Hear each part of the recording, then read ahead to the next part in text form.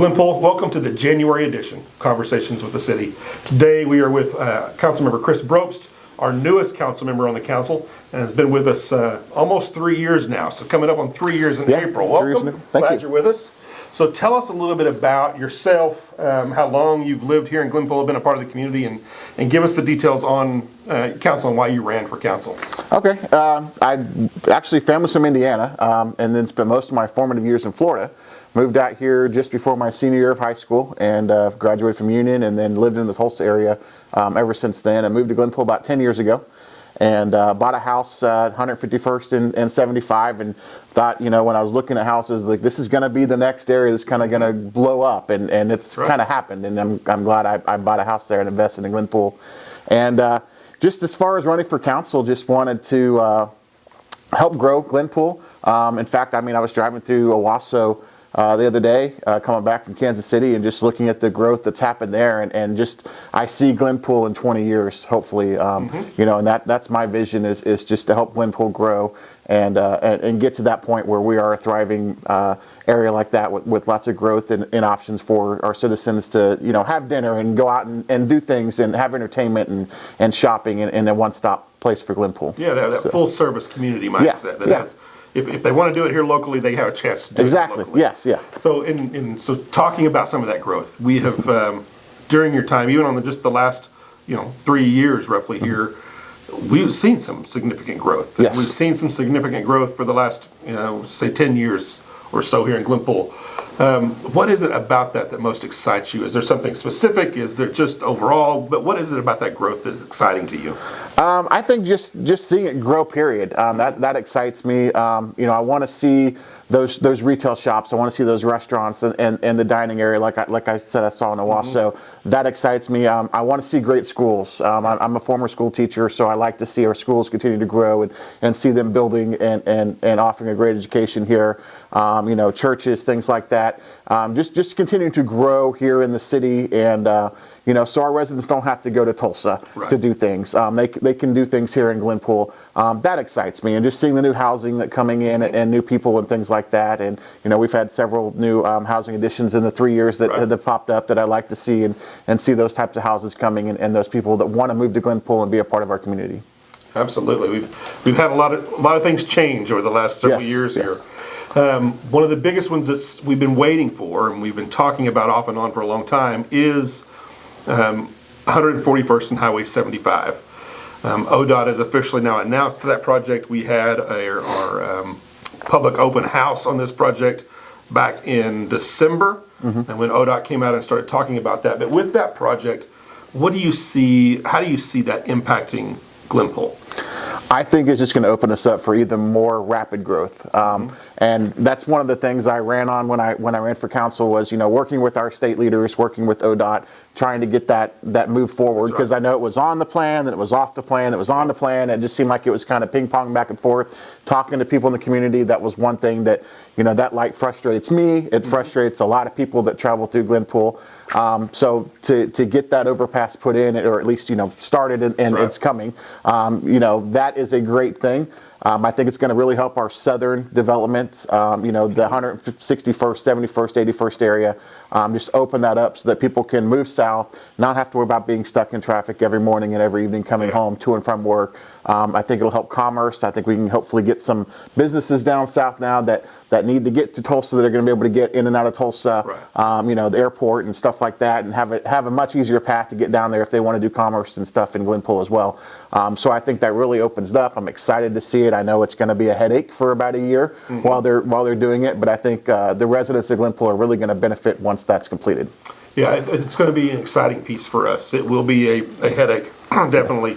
And, you know, we hope to see that kick off sometime this summer based on the timelines they're giving us. Right. It'd be about a 12-month process once they do. But you know, the interesting thing to me is this, and I think we want to continue to talk about long term, is this is an interim fix. It's not the final fix, because it's going to look a little odd. We go down the highway and all of a sudden you see frontage roads on a half-mile either side of the line with nothing else happening around it. But that's going to be, I think, a great start to the long-term pieces that we're seeing, and we're excited about it. And I'm glad they've moved that up, because I know they had a plan to kind of just move slowly south, but you know, our growth and where we're at really facilitated the need to speed that up, and I'm glad ODOT saw that and did speed things up for us. And like I said, I think it's really going to help us moving forward to attract people to Glenpool, businesses and community members. Absolutely. So, I think that had a lot to do, that movement, that, you know, that change of their planning had a lot to do with you and other council members having those conversations with ODOT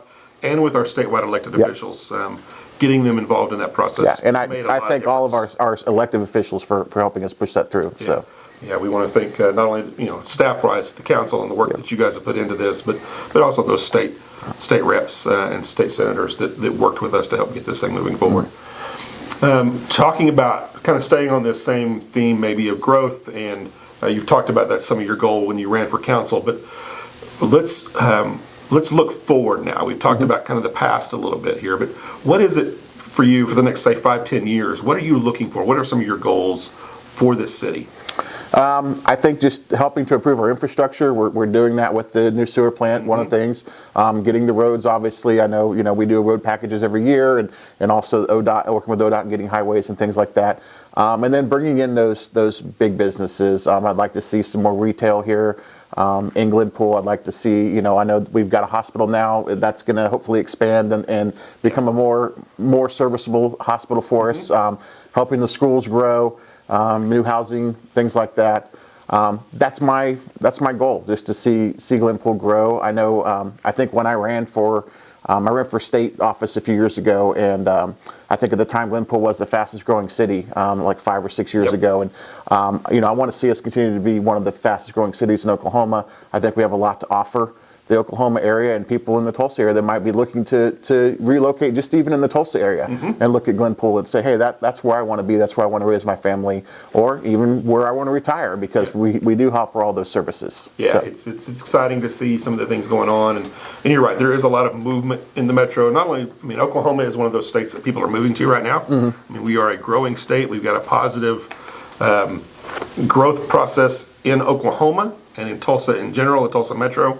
So I think we're going to see both movement because of school systems and other pieces, but also just continuing to see the influx of population from other states and that population growth there. So that's exciting to see for us. But what that means is we've got to do a good job of managing that. Right. And so making sure that we're doing what we need to do at a staff level and bringing those things to you guys as council members to talk about those growth packages and where's the next infrastructure piece need to be, how do we prepare for that 5 years are going to be really, really important. And we are, I know we're looking at, as a council, of doing a 5-year strategic plan, and I'm looking forward to being involved with that and just seeing, you know, where do we want to be in 5 years, where do we want to be in 10 years as a city. So looking forward to that. First time we've done one of these, so it's going to be an interesting process for us moving forward. I'm excited about it as well.